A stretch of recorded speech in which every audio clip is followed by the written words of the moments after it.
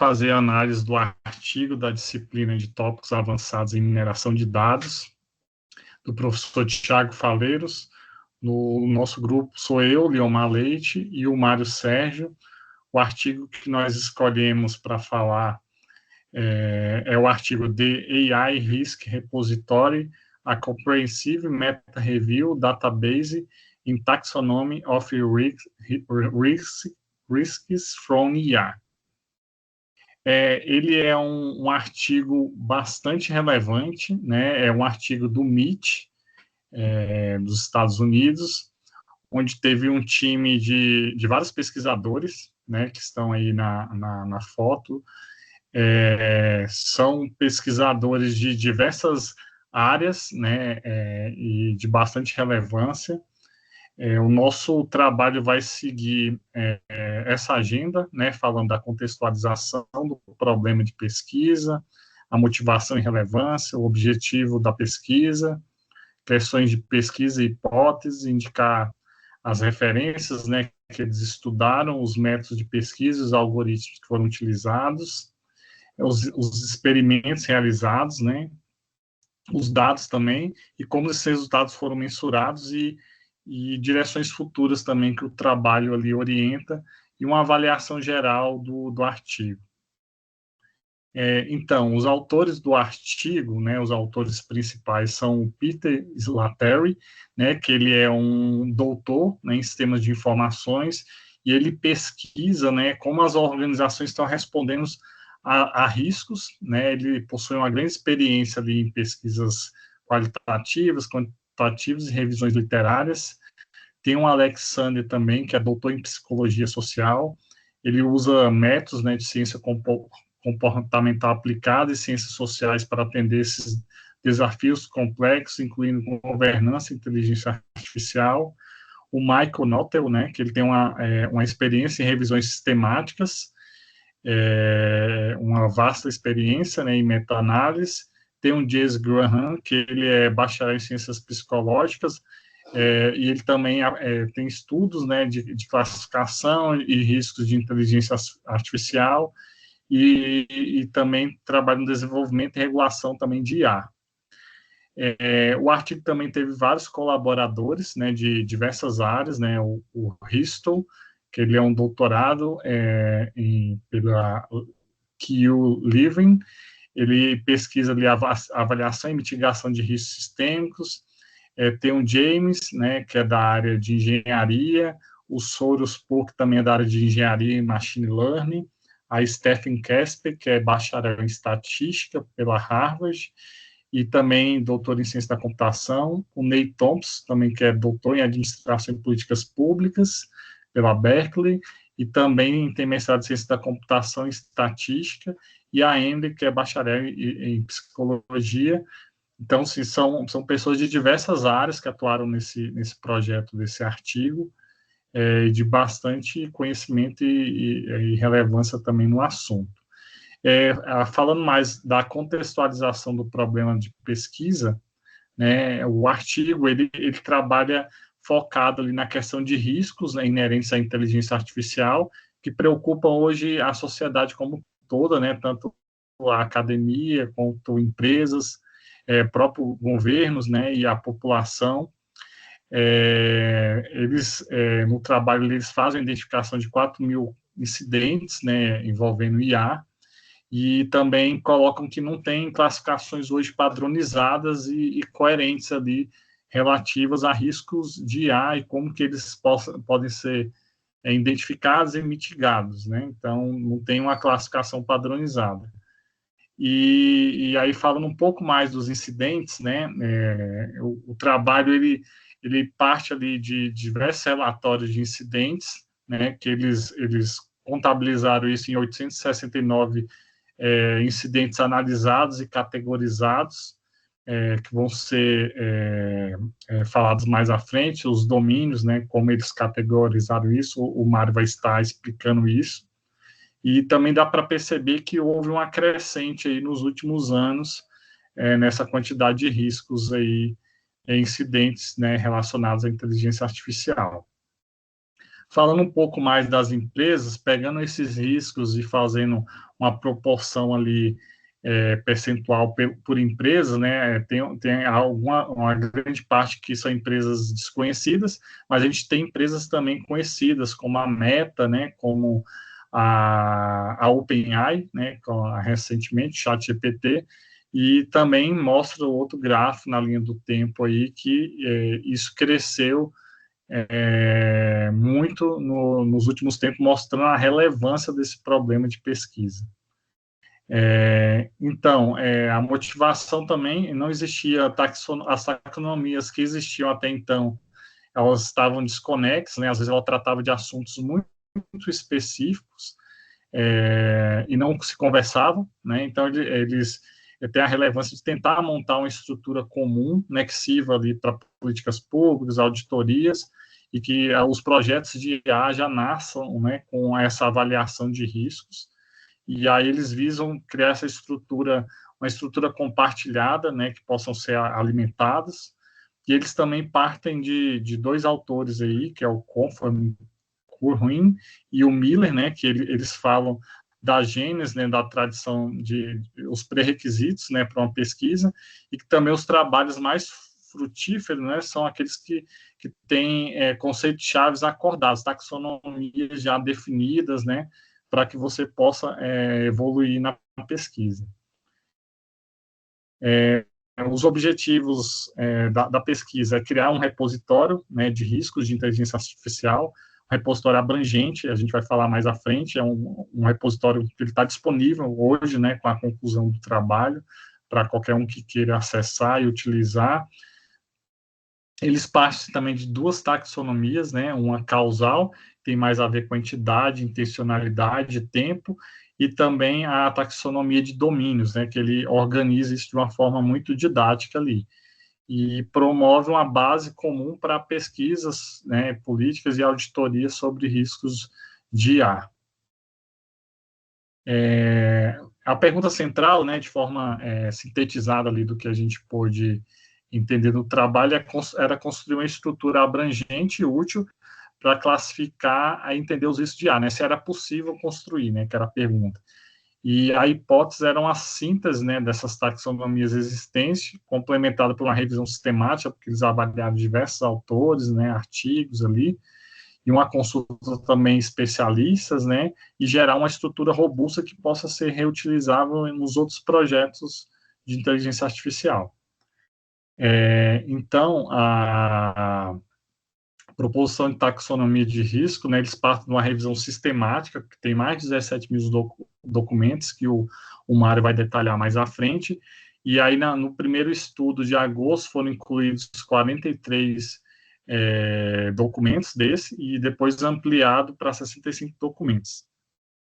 E eles também, né, partem como ponto de partida esses estudos do Ian Poskis, né, de 2016, que tinha um referencial de taxonomia causal para fatores de riscos, e depois o outro artigo do Wedney, entre outros, né, autores do mesmo artigo, que é um referencial para a taxonomia de domínios e eventos de riscos, né, o qual eles utilizaram como base ali para o trabalho deles ali de evolução, de organização e de criação dessa taxonomia comum para uso de todos.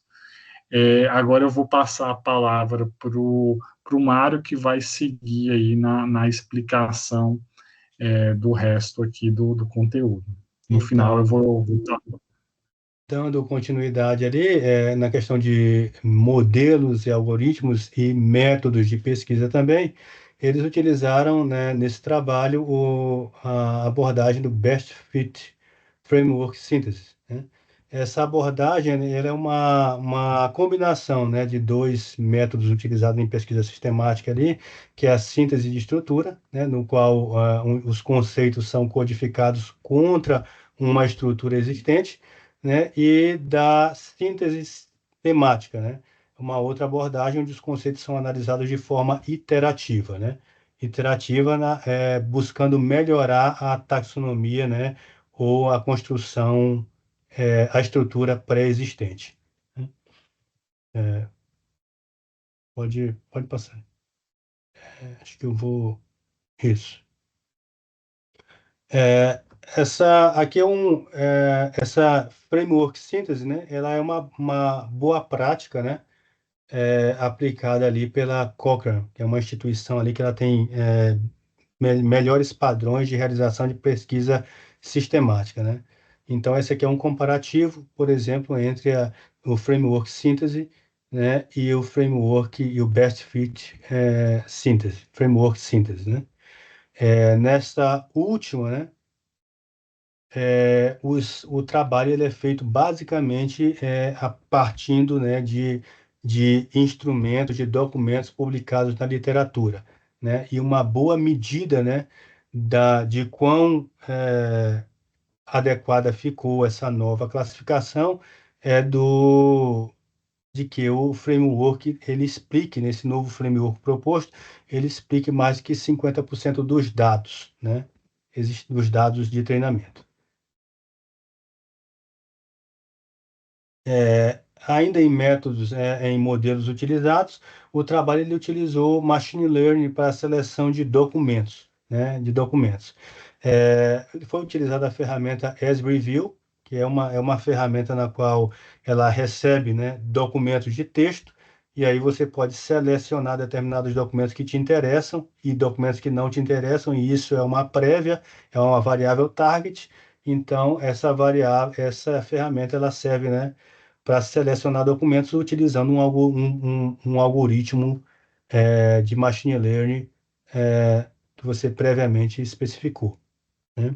Ainda foi utilizado também, com esse algoritmo, eles implementaram o que eles chamam de aprendizado ativo, né? Que é utilizar machine learning para selecionar, para fazer triagem de documentos. Nessa abordagem ainda, eles combinaram ainda uma outra técnica ali, uma outra estratégia de seleção, que é a SAFE, né? Proposta por dois autores aí, Poet e Van der Scott, né, visando assegurar que o processo de triagem realmente traga documentos que são relevantes.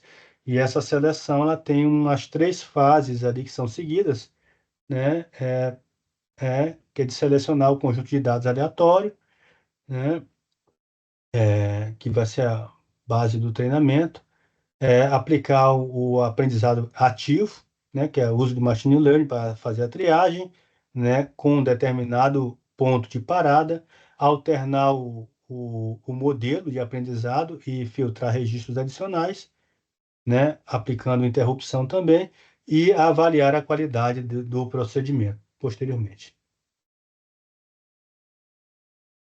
É, é, Na descrição dos dados, nós trouxemos aqui o primeiro estágio dessa pesquisa ali, que é de coletar os documentos que vão ser previamente analisados para depois selecionar aqueles que efetivamente vão ficar no estudo.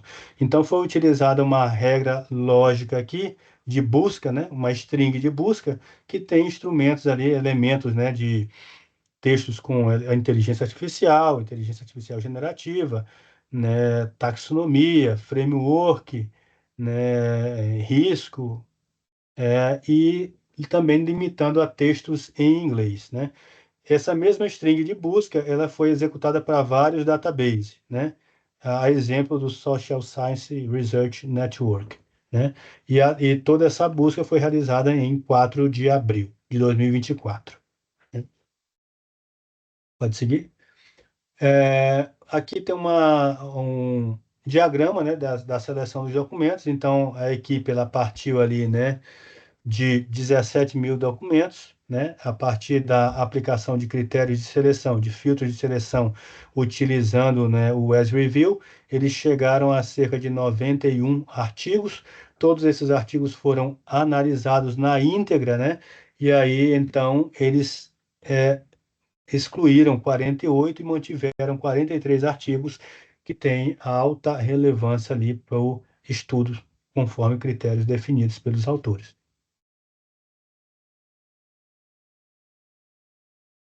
Os 43 artigos, aqui segue um exemplo desses artigos, né? Muitos artigos e eles estão ordenados pelo número, na ordem decrescente do número de citações, né? São artigos que estão tratando todos aí do uso de inteligência artificial e de taxonomias, estabelecimento de padrões para a definição de risco.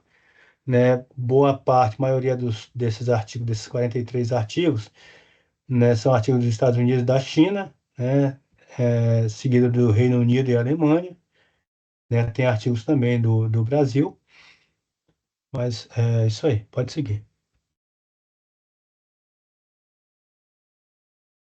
A versão mais atualizada desse artigo, ela traz 65 artigos, experimentos realizados, né, na perspectiva de experimentos realizados e resultados, foram feitos experimentos ali para extração de atributos dos diversos artigos selecionados, foram identificadas, né, taxonomias passíveis de uso e para serem melhoradas, né, foi feito um refinamento, né, da taxonomia a partir de técnicas aplicadas na pesquisa. Após seleção, né, e refinamento dessa taxonomia, né, ela foi aplicada à base de artigos para escorar e classificar e identificar quais riscos, né, da taxonomia proposta estariam sendo observados, né, naqueles artigos selecionados, né? E foi feita também a publicação do estudo e divulgação das taxonomias, né? Que são taxonomias, o que eles chamam de taxonomia de domínio, ela é uma taxonomia de eventos de risco, né? E o que eles chamam de taxonomia causal é uma taxonomia de fatores de risco.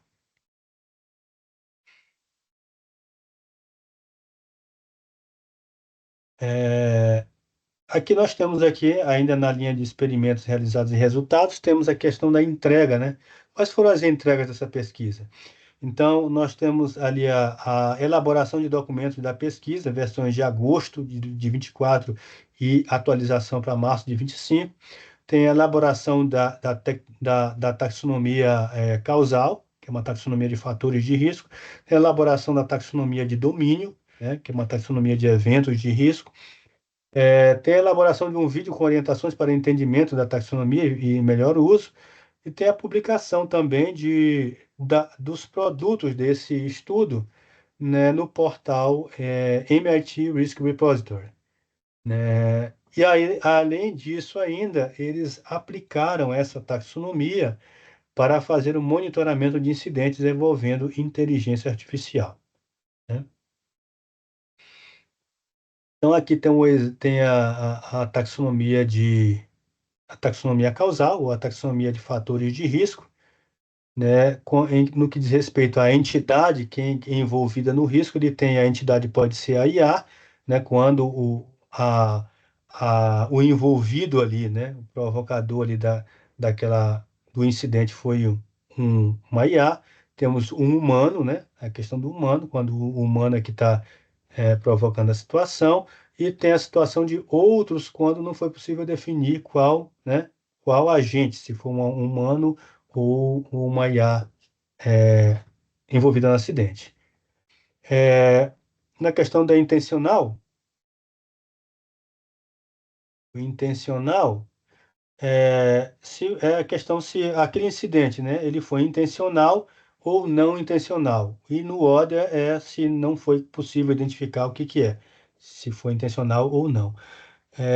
Na questão do timing, nós temos aí a questão, o evento de risco. Aquele evento de risco ele se aplica, né, mais a questão da questões relacionadas ao desenvolvimento da solução de IA, né, são pré-implementação IA, ou ele ocorre mais posterior à implementação da IA, já no uso da inteligência artificial, né? Então, essa é a taxonomia de causa. Aí temos a taxonomia de eventos de risco, que é a próxima, né? Taxonomia de evento de risco. Na taxonomia de evento de risco, né, temos todos esses níveis, né? Ela tem 7 níveis principais e esses níveis derivam, né, em outros subníveis, né? Por exemplo, né, no nível 1, nós temos aí discriminatory e toxicity.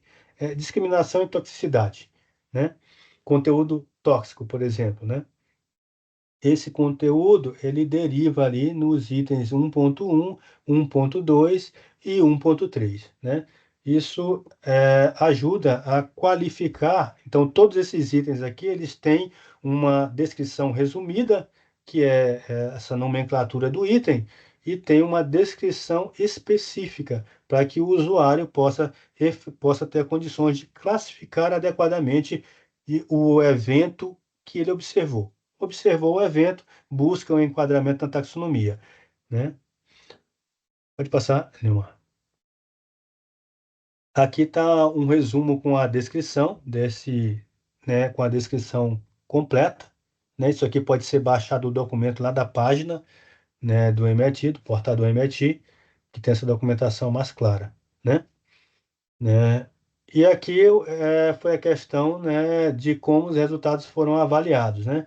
Já que os autores obtiveram documentos, extraíram riscos a priori declarados pelos autores, né? Utilizaram uma taxonomia prévia, né, para classificar esses riscos e melhoraram essa taxonomia ao longo do tempo. Depois que eles chegaram à versão final dessa taxonomia, eles olharam para todos os documentos e classificaram os riscos desses documentos, né? Então, eles utilizaram uma medida aqui para tentar cobrir, uma medida de cobertura, né? Vou perguntar, né, qual foi a cobertura da taxonomia para os riscos que estavam declarados naqueles artigos? Ela conseguiu cobrir os riscos que estavam declarados? Então, essa medida, né, que está na última coluna, ela está trazendo a cobertura dos riscos, né? Por exemplo, o autor das linhas 5 e 6, né, ele teve todos os riscos que ele declarou lá na taxonomia, considerando o nível 1, né? O nível 1, são 7 categorias, né? Todas as categorias dele que ele declarou estão cobertas, né? Assim como aquele, né, do item da linha 18, né, que é o Weidinger, né, do qual foi utilizada a taxonomia dele como referência. Então, a taxonomia proposta ela cobriu todos os itens também, né? Quando a gente olha no nível de detalhamento, né, no segundo nível da taxonomia, né, nós temos também cobertura. Aqui a gente tem um nível menor de cobertura, porque nós detalhamos mais, né, mas também tem uma cobertura que é razoável aí, né? Pode passar ali. Direções para pesquisas futuras, né? Então, a visão dos autores é de que a maioria das estruturas existentes ela se concentra em modelos de linguagem, né, em vez de conter contextos de IA mais amplos, né? Aqui cabe, né, e nessa visão dos autores ali, a gente teria que olhar mais para a questão de riscos associados aos agentes de IA. E aí, quando a gente fala da questão dos agentes de IA que podem atuar de forma autônoma para atingir metas, né? Para atingir metas, realmente merece uma atenção, né? Observados os riscos associados às capacidades perigosas dessas soluções, né? Como, por exemplo, o autoaperfeiçoamento recursivo, né? E quando a gente fala também de atingir metas, né, nós temos uma situação de que a IA ela pode tomar decisões que eventualmente podem ser interessantes para ela enquanto meta, mas que para o usuário podem ser danosas, né? Mas aqui cabe ainda observar que essa questão de textos ali que se concentram mais em modelos de de LLM, pode estar vinculada também aos filtros iniciais que os autores selecionaram, que estão ligados mais à questão de IA. Quando a gente fala de IA, ela está remetendo em geral a IA generativa. Só que a IA ela está num contexto bem maior, porque as organizações utilizam IA há mais de 20 anos, né? Os algoritmos de machine learning também eles estão no bojo da IA, né? E machine learning, por exemplo, não estava lá nos filtros que foram inicialmente selecionados pelos autores, né? Outro ponto que eles colocaram aqui como de atenção, só voltando um pouquinho ainda, Leomar, relativamente a poucos documentos que discutiram riscos pré-implantação, né? Risco pré-implantação. Então, esse pode ser também, né, um ponto a ser analisado, né?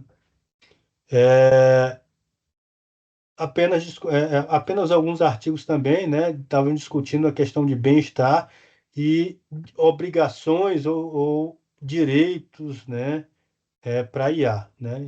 Esses são pontos ali que os autores colocaram como relevantes ali que podem ensejar a estudos futuros, né?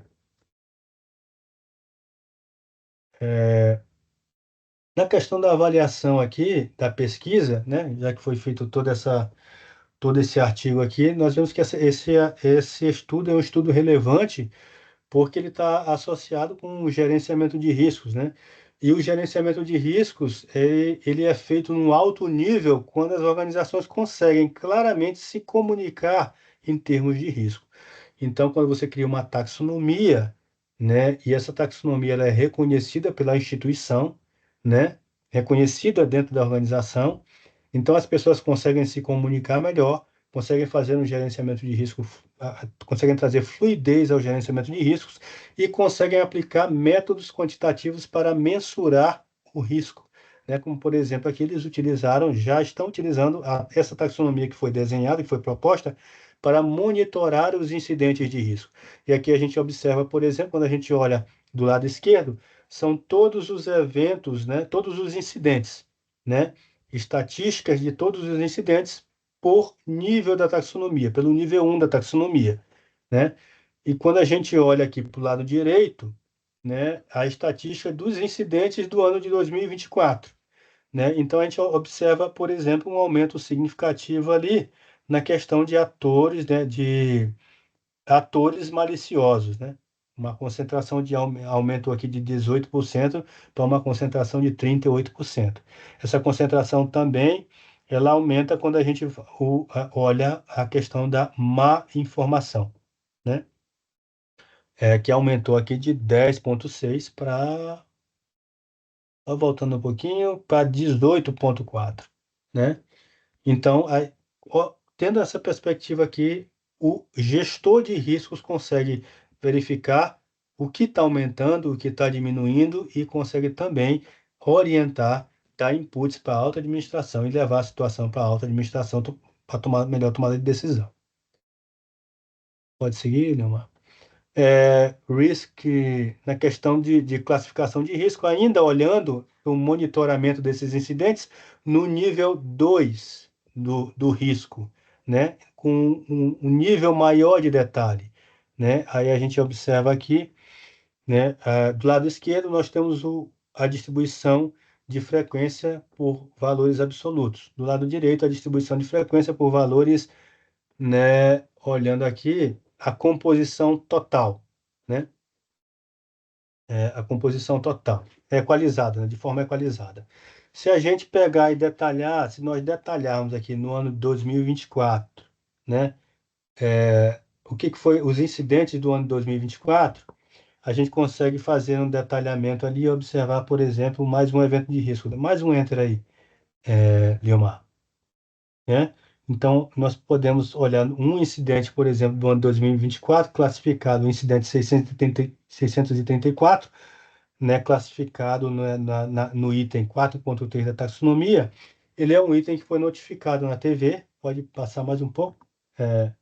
Ele foi trazido dos noticiários de um executivo, né, que acabou fazendo uma transferência da ordem de 25 milhões, né, de dólares, né, quando recebeu um deepfake, né, criado, né, e que supostamente traria uma orientação do seu superior para fazer uma transferência. Ele acabou fazendo essa transferência, né, e caiu no deepfake. O outro evento de risco aqui, ele trata, né, de um jovem autista de 17 anos, né, que foi induzido, né, por uma IA, né, é, jovem de 17 anos, que ele foi induzido por uma IA que o orientou, né, que deteriorou a sua saúde mental, né, e o levou à automutilação, né, e que incentivava, né, ele com comportamentos prejudiciais, né, e fornecendo conselhos tóxicos sobre como lidar com seus pais, né? Então, esse aí é mais um risco relevante, né, decorrente do uso de IA. né, em que o ser humano está exposto a esse risco, e se as organizações não estiverem, identificarem e tratarem esse risco adequadamente, né, você pode ter impactos significativos para a sociedade, né? Pode passar, Lilma. Então, num resumo geral da pesquisa, né, a gente pode dizer aqui que essa pesquisa ela tem um elevado valor acadêmico, reforçando o valor da pesquisa sistemática e trazendo novos insights para a realização de revisões sistemáticas, como o uso de inteligência, com o uso de inteligência artificial.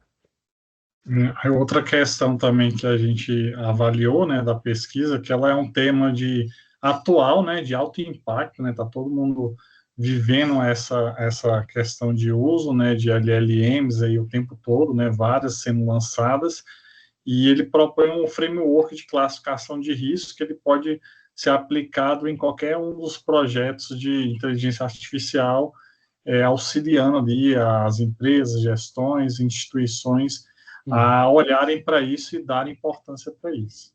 Exatamente, né? Essa pesquisa evidencia também um elemento aí da linguagem, a relevância da linguagem documentária, né?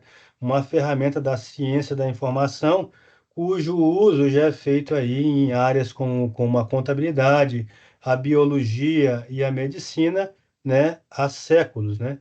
E essas áreas utilizam esse instrumento, né? Para especificar melhor o conhecimento, entender o objeto de estudo e melhor, guardar informação sobre esse objeto e melhorar a informação desse objeto sobre o objeto de estudo continuamente, né? Além de produzir estatísticas, né, que são exibidas, né, em alguns casos, como por exemplo em nível global, como é o caso, por exemplo, da taxonomia utilizada na área médica, né?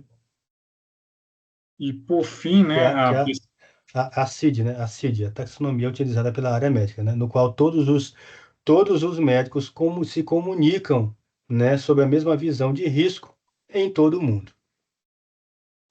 por fim, né, a pesquisa tem essa conexão direta, né, com o tema de gerenciamento de riscos, né, evidenciando os procedimentos e métodos que têm um elevado potencial, né, de melhorar esse gerenciamento de risco que existe nas instituições, e também é uma demanda global, né, de implementação e evolução disso, porque, como o Mário já tinha dito, né, os impactos que já estão tendo disso, né, prejuízo para instituições, para governos e para as pessoas, né, para a sociedade como um todo. Então, acho que era isso que nós tínhamos para falar, dado o tempo aqui, a Muito gente bom. agradece aí os ouvintes.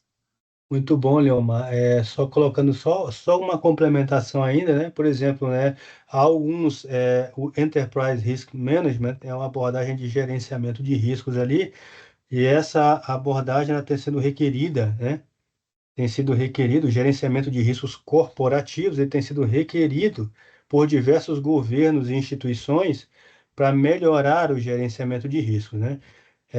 Instituições financeiras, por exemplo, né, isso é requerido pelo regulador, que elas tenham mecanismos, né, instrumentos eficientes de gerenciamento de riscos, né, para gerenciar todas as exposições, né, todos os riscos aos quais elas estão expostas, né? E o MIT, com esse trabalho, ele evidencia e inaugura métodos, né, que usam, né, ferramentas que estão aí na ciência da informação, né, para produzir e melhorar o gerenciamento de risco, né? Qualquer que seja ele, seja o operacional, seja o risco de cybersecurity, porque em todos esses riscos que a priori parecem ser muito difíceis de gerenciar, quando você inclui uma taxonomia, né? Quando você elabora uma taxonomia, você consegue, né, fazer com que a organização toda se comunique na mesma linguagem, identificando os riscos,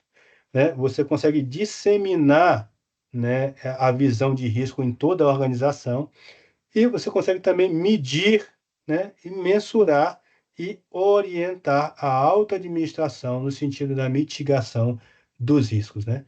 Bem como consegue reduzir as perdas operacionais que as organizações têm, né, por risco, né, como para cybersecurity, né, e risco operacional. Não, Então, Leomar, então, acho que estamos em 17. É isso aí, acho né? que tá bom. A gente Beleza? para aqui e depois cortamos, né? Valeu. Obrigado, pessoal. Sucesso a todos, tá?